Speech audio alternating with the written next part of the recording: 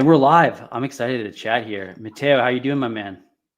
I'm Oh great. man, Real life doctor, Dr. Mark. Thank you for having me here, man. I'm excited to I'm chat with so you. I'm so excited to connect and chat because we've chatted in person before, but now we're connected online. And I get the impression that you've been at coaching for a while, but at the same time, internet popularity wise, you've had this kind of meteoric rise of popularity in the last little bit. So I wanted to chat with you Yeah. about that because I know I have so many nutrition coaches, online coaches tuning into this stuff. So when we can study someone else doing things really, really well, we all benefit. So I'm excited to chat about that. Yeah, 100%, man. I mean, it's humble beginnings for me. I think I followed the standard issue path of, hey, I was really out of shape and unhappy with my body. So I got into lifting weights and getting fit. And then I was like, damn, this is amazing. This feels incredibly good. And then you're like, okay, naturally, I want to help other people do it. I think, like, I don't know what percentage of personal trainers that is, but I think it's a big number of them are Hmm. like, they experience how cool it is to get in shape and then they just can't help but want to do that. And they're like, man, I can get paid to help other people do this. No kidding. It's like, Um, and even like from a service based perspective too, right? Like making your career is the most amazing thing, but just being able to like, so many of us struggle with that stuff at the beginning and take so much time and energy figuring it out that like, man, if someone else can show you a better path quicker, like why wouldn't you share that with others? And I think that that part is like really addictive. 100%, 100%. I Yeah, mean, that's why it's cool what you do too, because you kind of went through making a lot of mistakes, I'm sure, with nutrition coaching and totally. trying to find clients. And then you're like, okay, hold on a second. Once I figured this out, things were way smoother and it made all the difference for me. So, yeah, naturally, you want to pass it on. Very cool. And you've gotten But, you know, really like quite talented at making videos and video based content. And some of the videos recently, within the last 3 or 4 months, have completely blown up yeah. in terms of views and that type of stuff. Did you know? Did you have a feeling they would be received like that? Did you have a feeling they'd be so successful? Or are you kind of like still in this kind of shock and awe Yeah. phase? Yeah. There are a couple where I was surprised by, to be honest, but the ones where that did really well, I designed those to reach a lot of people. That was Mhm. their purpose. Is I was like, I want videos that are going to have mass appeal, that are going to reach a lot of people, that are maybe controversial or, um, you know, proven kind of formats that I knew were going to reach lots of people. So I'm glad they did what they did. Did I expect them to do as well as they did? No, lots of them definitely not. But that was the point, right? But yeah, I'm definitely a little bit surprised by them. I had a few YouTube videos that really took off, and then on Instagram there are a couple shorts that really took off. Like one of them just got me like 30,000 followers or something. No kidding. No kidding. But That's insane. People work. I mean, the biggest thing is sometimes we hear those things and think, oh, it was the one reel that did it. But I know it's the process of you trying out different things and getting to that place that, came to the format and had that mass appeal and that kind of stuff. But when you talk about like a proven format and that kind of stuff, like what are you studying? What are you looking at? What are you learning from? Like what can others take away from that type of stuff? yeah, I just don't want to gloss over. I'll answer that, but I don't want to gloss over what you said with like the people see it and think like, oh wow, like this one thing or whatever. Hmm. Just like any other fitness stuff, powerlifting or bodybuilding or CrossFit or whatever, it's all that preparatory work that went into making the day crazy and that single performance that you see that's mind blowing. It's because there's so much stuff behind that, you know. And I think when we're talking about all coaches and trainers trying to do well and win the internet, as Jonathan Goodman says, it's all always rooted in, I think, experiences with regular people.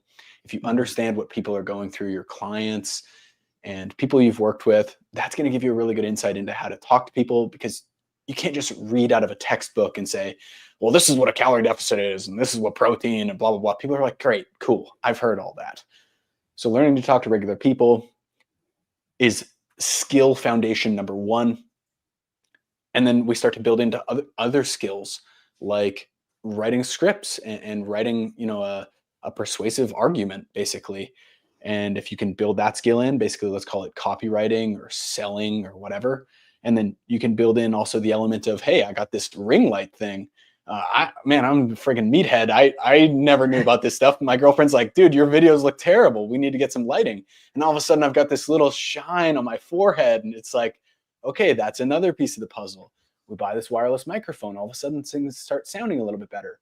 And then what other skills kind of built into that? I think the YouTube side of things, and I mean, you look on Instagram and YouTube, you'll see a lot of really common title formats, a lot of common styles of reels and videos that people make, and that's not by accident. There are structures and formats that do really well and topics that do really well that you can kind of piggyback off of and bring your own flair to, and they will do very well if you have something interesting to say. Yeah. Yeah, I think, well, I mean, I'm a huge proponent of success leaves clues and being like, I don't think even if you try to piggyback off something verbatim, it's still going to be your own version of it. And I don't think any of us are thinking like, hey, just copy something outright. But it's like, hey, take it, study the structure, what they're talking about, make things your own, and then infuse your own experience, which is going to be the difference maker anyway. And it's like you come up with something that's similar but a different product and your own spin on it. And it's one of those things where that's the stuff that travels, because you're not reinventing the wheel. You're doing things that are proven, right? It'd be like almost like saying you're going to go into the gym, but you can't do barbell squats, right? Yeah, like it's that's been done not before. Yeah, it's been done before. Like we're not going to do that. And it's like, no, your squat's going to look different than everyone else, but you're going to still benefit from the movement and learn how to do it and master it and then kind of go from there.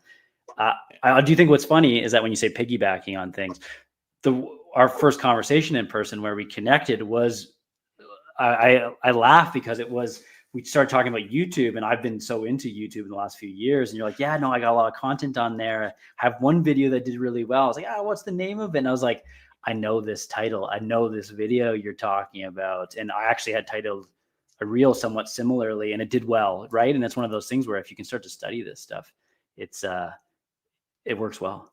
Yeah, 100%. And I think bringing your unique experiences to it is so much bigger than people think.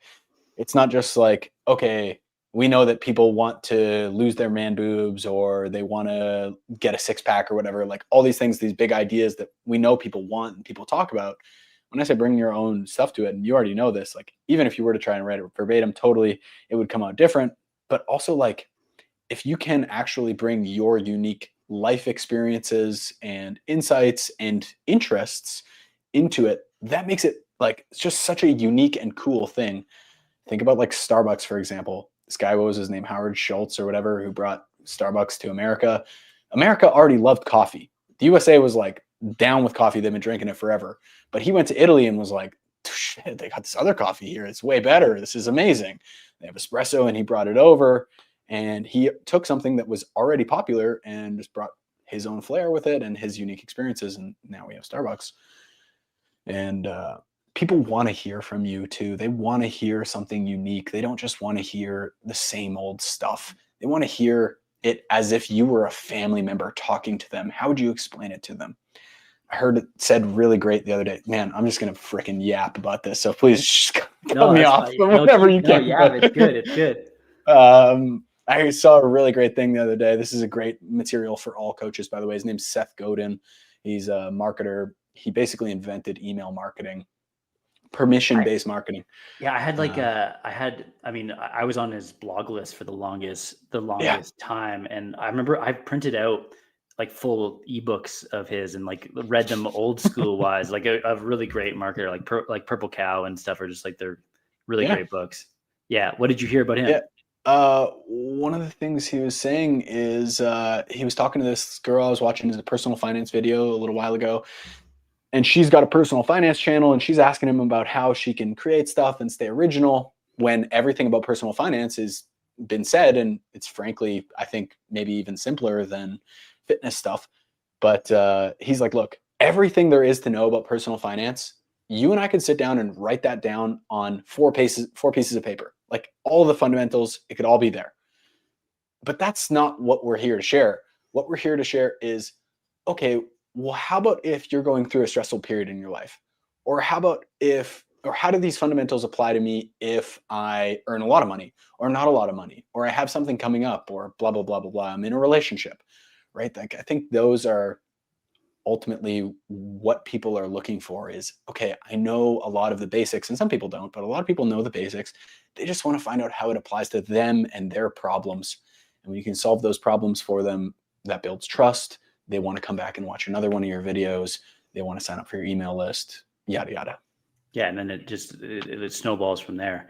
I think one thing I've learned, I mean, that's such a powerful story. The one thing I think I've learned over the last 3 years doing this stuff is if you can teach people something without them knowing they're being taught, that's where like retention will be amazing. That's where they'll like engage with you and that kind of stuff. Cause like we all like learning, but if we can go over those fundamentals without like really like knowing that we're getting it, like a calorie deficit, for example, like if you can teach me, if you can front load something with the problem I'm experiencing, and then I learn about a calorie deficit through the experience and the situation, all that stuff, like that's I'm going to remember, right? That's what I'm going to like actually take away from it. So it just even goes even further than that. I guess it's just good storytelling, right? Yeah, man. I think nobody's out there to go and learn something boring like calorie deficit. It has to start with a problem. That's what entices people, either a problem or an outcome that they want to achieve. You don't see a lot of videos out there like how to fix customer retention. Or I guess you do, because people realize that's a bit more of a problem, but it's like how to make, $100,000 or whatever. And one of the things in there will be like, be better at retaining your customers. Exactly. So we have to teach people as, coaches, nutrition and training related stuff, teach them in a way that speaks to them, in a way that's sexy, that solves their problems, that's exciting. I know a lot of people don't like to use the word toned or whatever, but like, man, if that's what your clients say toned. That's what they want. Sell them toned. For sure. Like the man boobs example, right? Like no one's like, that's not a scientific term. Like no one's going to be talking like that, but if that's how they identify and what they feel like they have and that kind of stuff, we'd be silly not to talk to them about that. Yeah. Speak their language, man. Like think about all education systems, right? Like, in school or whatever. Yeah. We don't tell toddlers the most scientific thing, but we speak to them in a way they can understand, in a way they can relate. Totally. But yeah. How do you feel about like elements of things that are clickbaity and getting people's attention and then giving them ultimately what they need? Like how do you as like an ethical coach and that kind of stuff? I know, I think it's great. But like, how do you feel on like, do you use elements of that to get people to click on things and title things a certain way? Like, how do you interpret that and apply it in your content? Definitely. I used to be super scared of that. And I used to do everything all like just as dry and bare bones as I could because I was scared of it. I was like, oh, I'll never be Greg O'Gallagher. I'll never do that kind of stuff. Kino body, whatever.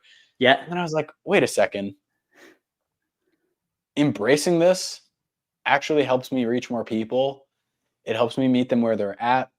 And it is my best shot at bringing what I have to the marketplace and to people. And man, like you can cry all you want about all the BS out there on, people talking shirtless in grocery stores and insulin and this, that, and the other thing, or you can do something about it and do better and make more noise and be the voice of reason.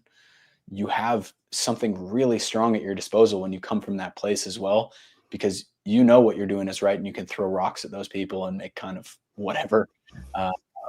But yeah, I think you have to not be scared to grab people's attention. Otherwise you're going to have a really hard time giving them what they need. You're totally right. Yeah. I mean, I think it makes so much sense around, I think it's like what we do to get someone in the door can look different, like through the door, it can look different than what's on the other side. Right. And I think when you start viewing that as something that it's a skill that you can learn and manage it, like it's just next level. Cause I don't think a lot of us we don't have a knowledge problem. We have a marketing problem, and like the charlatans aren't going away, right? By us being smarter. It's by learning how to like out business them.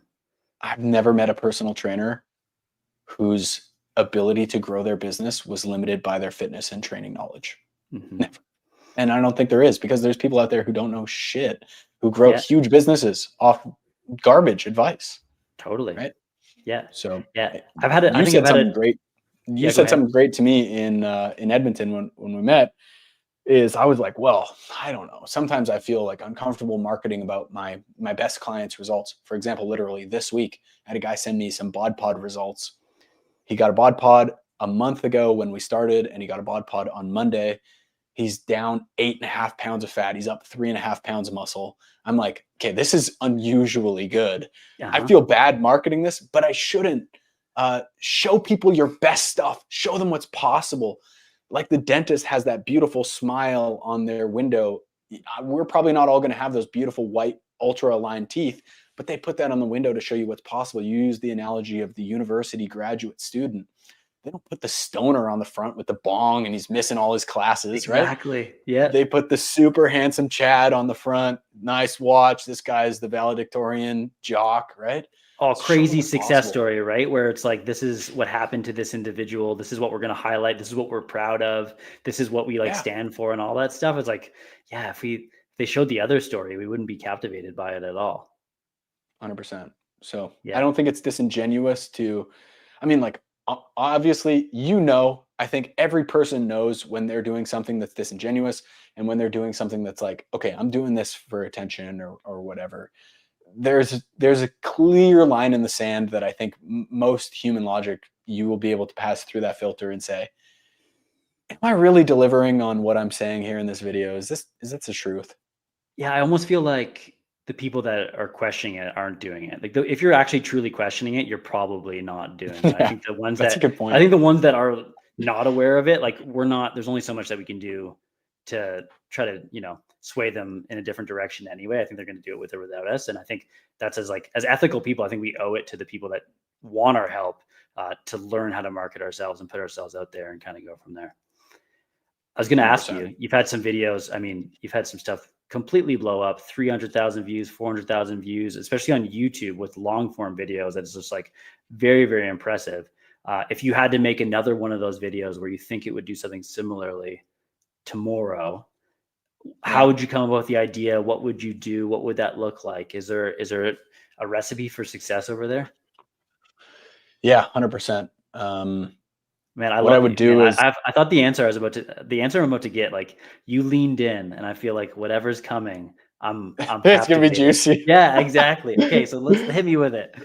Yeah, get ready. So Yeah. I think it's always important to work backwards with this stuff and figure out what you're trying to do. Like, let's not beat around the bush here. I make these videos so I can get clients and people who buy my stuff. Not just anybody though.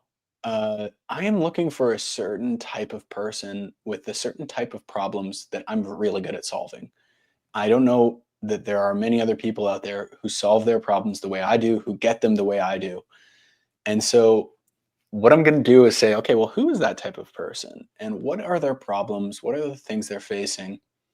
And if I don't know from my own personal practice with working with clients or conversations with people or whatever, I'll go into YouTube and just start looking. And I'll look for some fitness videos. Maybe I'll type in some keywords.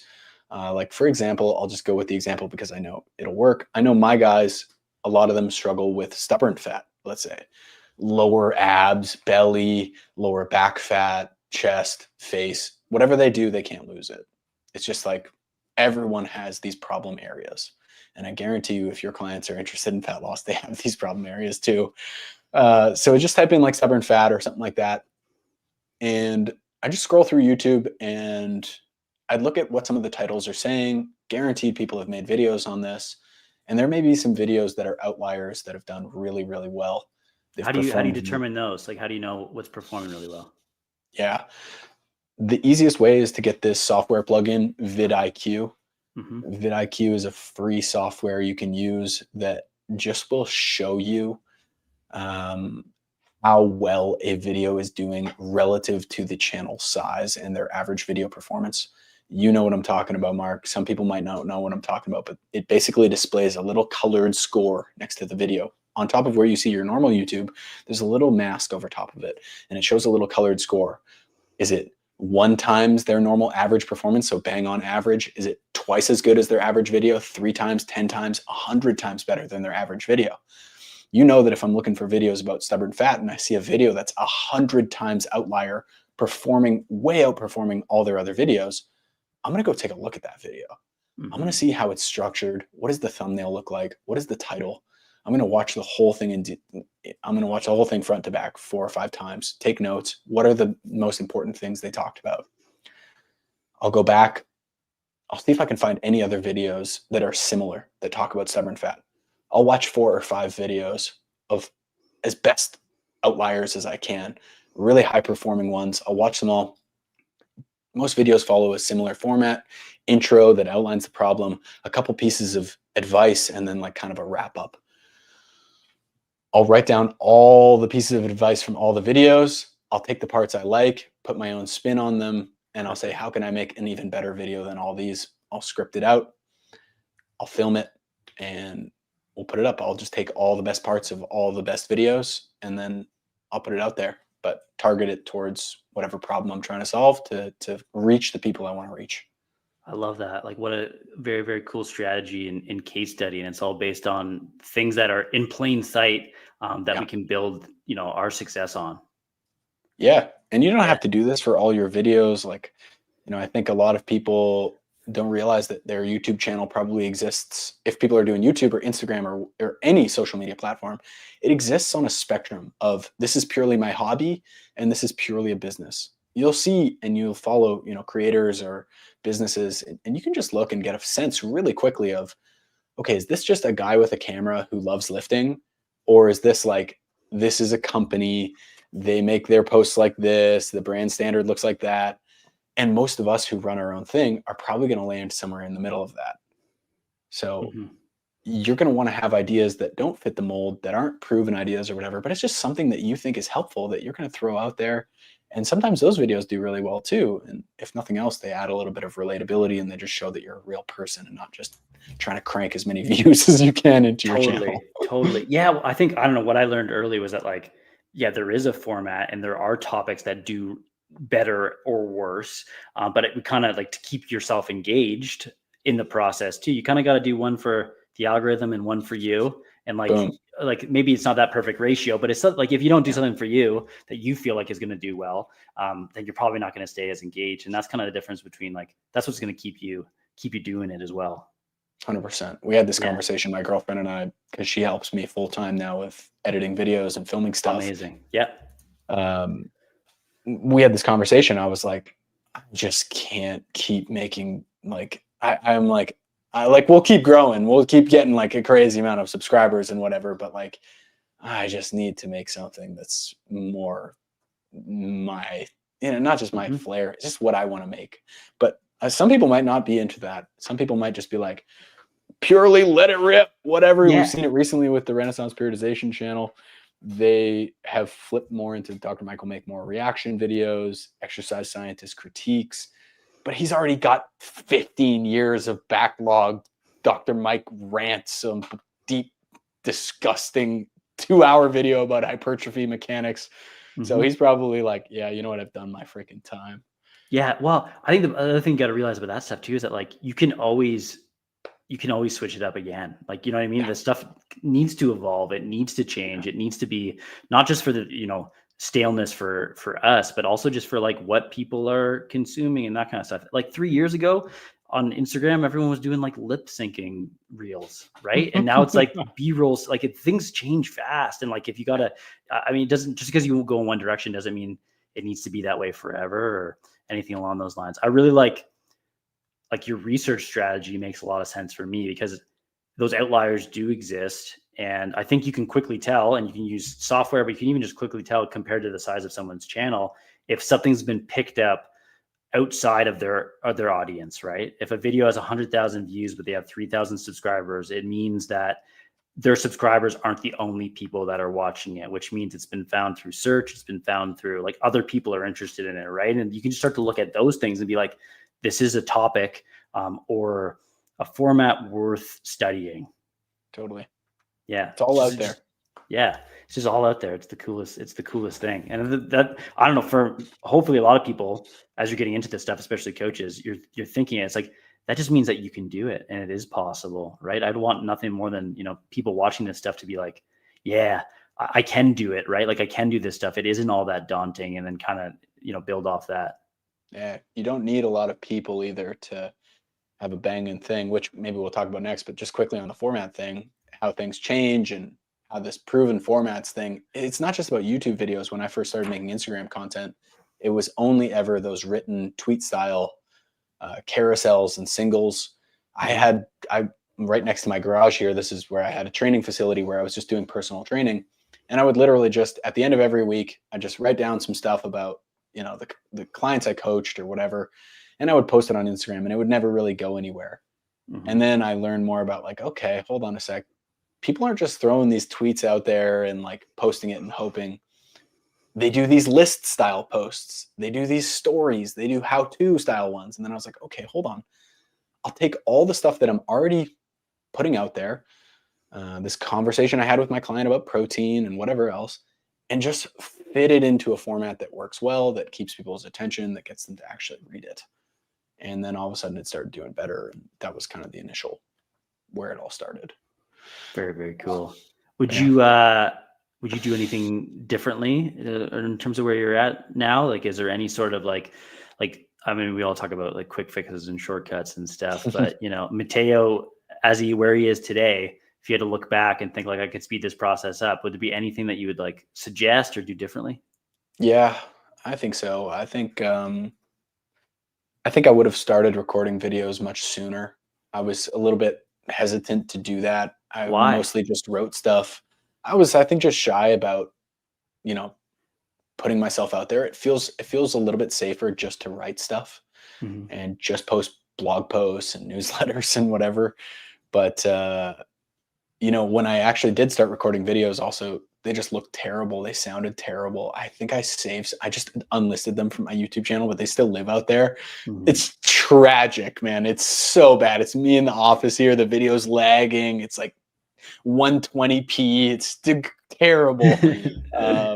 But you have to get that stuff out of the way. And I wish I started getting that stuff out of the way sooner, because I mean, it's learning all this social media stuff. It's a bit of a grind, and you just kind of have to get those ugly moments out of the way and get your first 500 posts out there or whatever.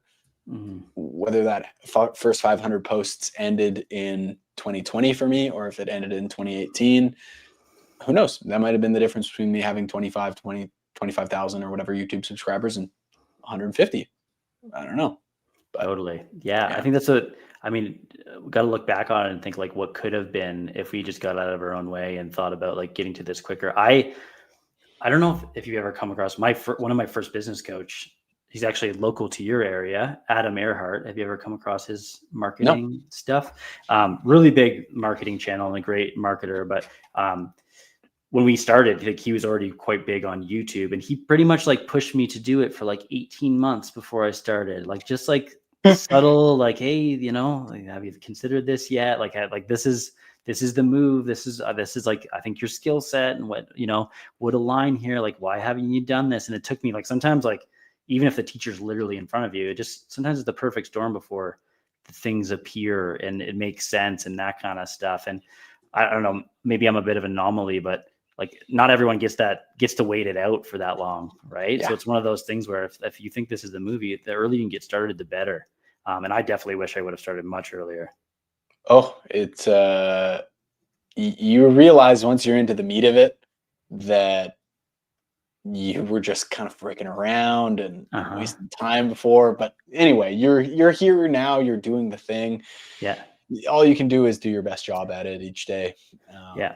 I probably would have worked with more clients too. That was one thing I was a little bit worried about early on, is being too busy. I was like, I don't want to fill my calendar too much. And, I don't want to like take away from time making YouTube videos or like my life or whatever. When in reality, I think like just having a jam-packed calendar full of clients is such a great thing. You get so much exposure to solving problems. You get obviously paid. It's just great. I think it's such an important thing as a coach and someone who wants to reach more people. Like, obviously you got to be part of the craft. You can't just be like, what do I think are the problems of guys who are like trying to lose fat? Like, no, go out and like engage with them, solve their problems. Yeah. Do you think we're a little too, like, as a society, a little too concerned with what could be if we fill our calendars up too much? Is it like, are we starting to get afraid of busy? Yeah, maybe. And maybe rightfully so. I honestly don't know, because everyone's different.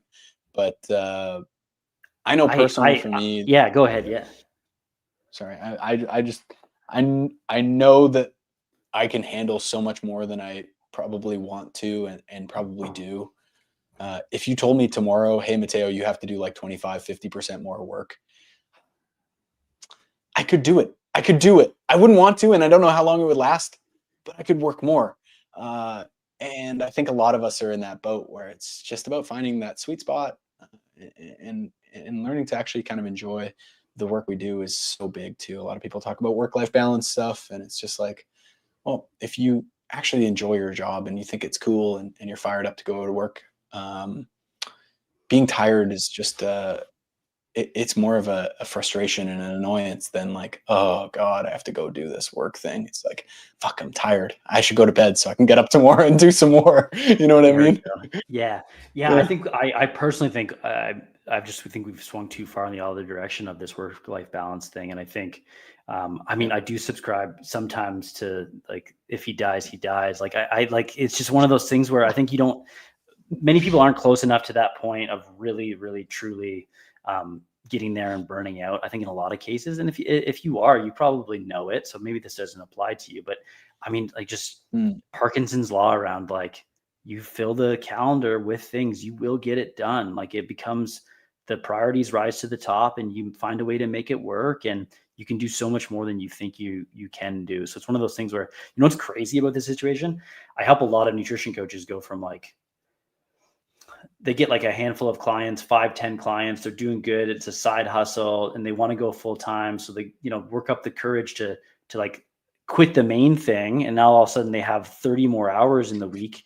And they just hit with this realization that like they end up doing the same amount of work that they did before. And, Yeah. and are kind of, they're questioning why it isn't going to the next level. And it's like, well, no, because you didn't find a way to fill the rest of the 30 hours with revenue generating tasks and those type of things. And it's a depressing situation for them because they're like, why didn't, I quit the thing. Why didn't my income triple? Yeah, Yeah. exactly. It's like, well, no, you didn't fill it with that kind of stuff. So, I mean, it's one of those things where I think we can probably do a lot more than we think we can. Yeah. I had a conversation with Mike Dola in the DMs. For those who don't know, Stronger You Nutrition is his company. He built it up to an insane thing, nutrition coaching, and then he ended up selling it and exiting. But he had a human resources job, like a full-time 40-hour-a-week HR job. And he had like 100 nutrition coaching clients and at the same time. And he was like, okay, yeah, this is getting a little bit busy and crazy. And his wife was like, hey, you made as much money in 2 months as you do an entire year at your other job. It's probably time we take this thing for serious. But yeah, I think a lot of people, and like, look, I'm guilty of this too. I quit my previous job when I had nowhere near enough clients. I thought it was a good idea. I was like, all right, I'm going all in. And I was like, okay, wait a sec. What do I do here? Yeah. But yeah, going off the deep end, whether it's, realizing you have all this time on your hands or all these clients and all this work on your hands, it forces you, it lights that fire. You got to get something done and stretches you and builds your capacity to do more in the future too. Totally. Yeah. It's like, it's one of those things where we can all get there. And I think it's just recognizing that and where you want to go and making sure things line up. But that's a really good example. One thing I was going to ask you as we kind of maybe wrap up here, Yeah. you had mentioned your girlfriend's involved in the channel and that kind of stuff. And I think we got to highlight the lovely ladies that, are involved and stand behind us. So what does she do and what is she up to within the channel? Because it sounds like you got some help and support, which is really cool. Yeah. So, Jay, my girlfriend, 18 months ago, quit her full-time job, admittedly, again, probably a little bit early, and jumped on this thing. And now she helps me set up all the camera stuff to film the videos. She does virtually all the video editing. She does Amazing. everything design related around the brand, which is my weak spot. So the website, if I put any guides or freebies and stuff together, she makes it look pretty. And she does some other administrative help stuff as well that it's just like, I'm so glad she's here. Yeah, no kidding. Yeah. it's one of those things where it's, I mean, it's, I don't know how you feel about it, but maybe it's one of those things that probably wouldn't be as successful without that kind of self-help and support, right? I'm in the same boat with, I know we talked about my wife, Amy, and being in a similar space, and like, she just crushes me in every way, which is to me the most inspiring thing as well, because like, man, she has 3 times the amount of results and twice the amount of stuff. And like half the time I'm looking over being like, how are you doing this? And to me, it's just like, it's an inspiring thing. So having a partner and having, support system like that goes a long way. Yeah, I mean, I just am thinking that's so funny you say that, because I just thought of like 5 of the people I know just off the top of my head, nutrition coaches and personal trainers on Instagram. And a lot of them are, what would you call that? Like a partner duo or whatever. Even if one of them's behind the scenes, a lot of them do that.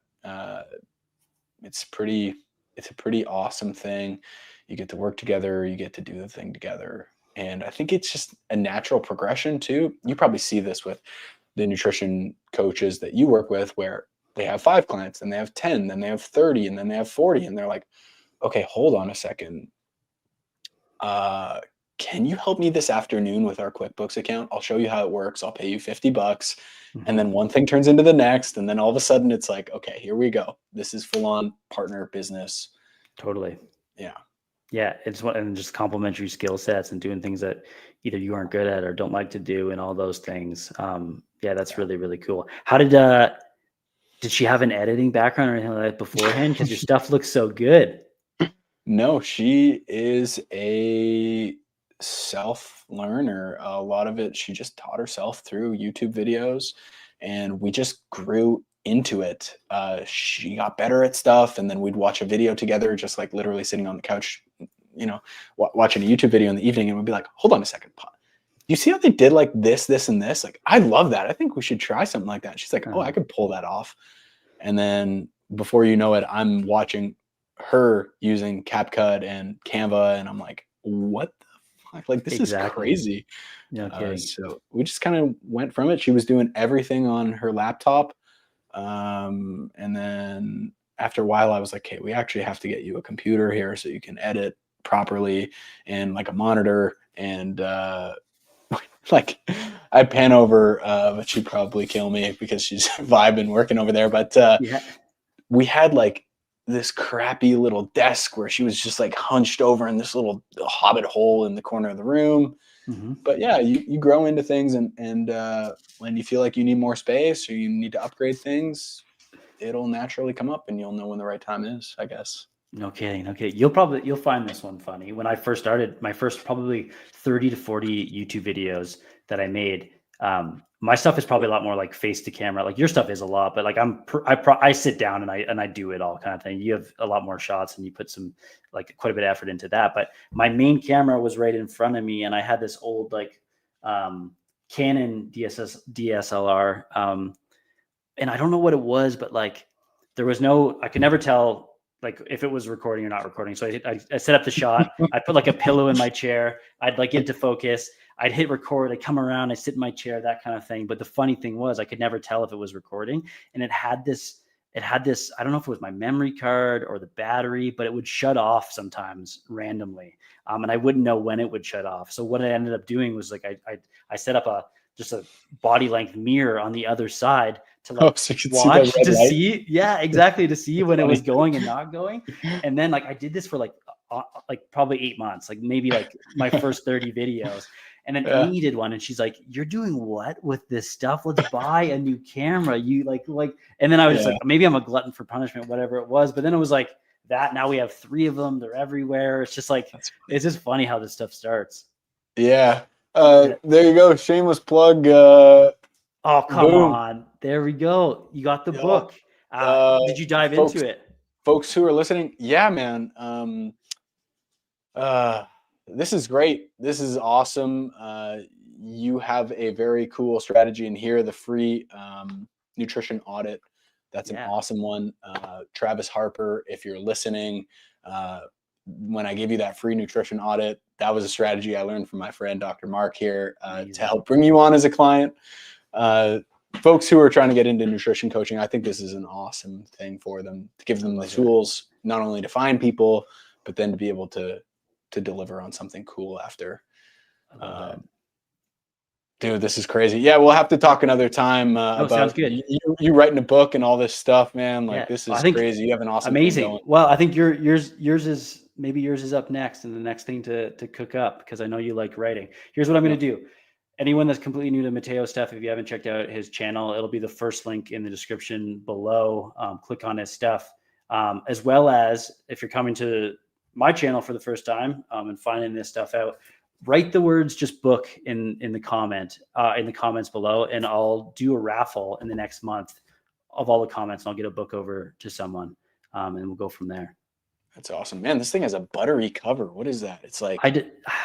I don't. You know what I mean? We got the matte finish thing. nice. Yeah, it is. Yeah, it is. I mean, there's. What's cool about, like, so we did it through Amazon KDP, and there's pros and cons of everything, but they take care of all that stuff. Like, you upload a PDF with the formatting, and it takes a little while to format it, but they take care of, like, someone puts an order in, they ship it, they print it, they do all that stuff. It's wild. Yeah. No, this is awesome. And yeah, for the aspiring nutrition coaches, or even the folks who've been doing it for a few years, this thing's awesome. 5 pages of scientific references at the back. It's all as legit as it gets, and backed in real world experience. So yeah, man, hats off to you. And thank you for the copy. Yeah, no problem. Happy to do it. Thanks for sharing that and plugging that. And I appreciate the conversation today. Anything else you'd add for anyone getting started or getting into this stuff?